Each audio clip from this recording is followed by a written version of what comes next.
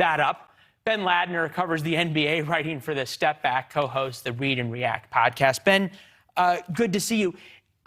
The country is divided over vaccine mandates. Is the NBA divided over the mandate or divided over what should happen to Mr. Irving?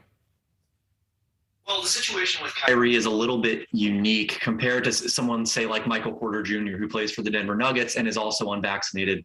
The whole, I guess, impetus for this saga surrounding Kyrie is that the city of New York has an ordinance that requires all members of a professional sports team, members of the public, to view a professional sporting event to be vaccinated in order to go to that place of business. And so the issue here is that by the city of New York's ordinance, Kyrie is not allowed to play in Nets home games. And so the consequence of that was that he was going to have to be essentially a road game only participant of the team. The Nets came out earlier this week and essentially said, we won't have any member of our organization participating part-time. And so they essentially, declared that if Kyrie wasn't going to get the vaccine, he was just going to have to be away from the team because they couldn't afford to have him popping in and out of the team, playing away games, but not being at home, not being able to practice, things like that. And so I think just the cloud that would have surrounded that was not something the Nets wanted to take on.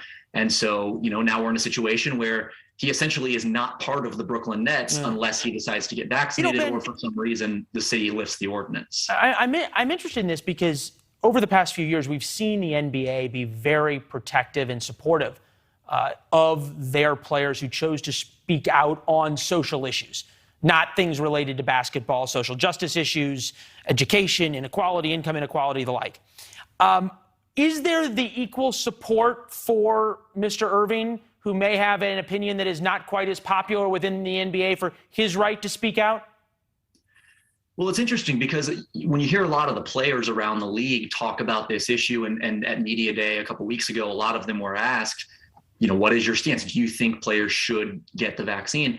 And a lot of them sort of danced around the question and said, well, I got it because it was best for me, but I'm not going to tell anyone else what to do, and I'm going to let people make their own decisions. So the players union and the players around the league have been fairly supportive, or at least not outright critical, of Kyrie choosing not to get the vaccine. I think the difference here between speaking out against systemic racism, education, inequality, things like that, is that the decision Kyrie is making, it technically is a personal decision because it must be made by him personally.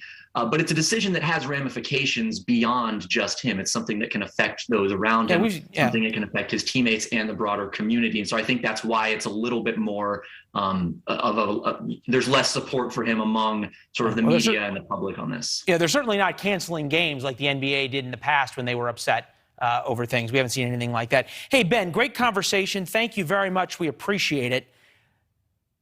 Thanks for having me. Appreciate it. Good to see you. President Trump had some very, very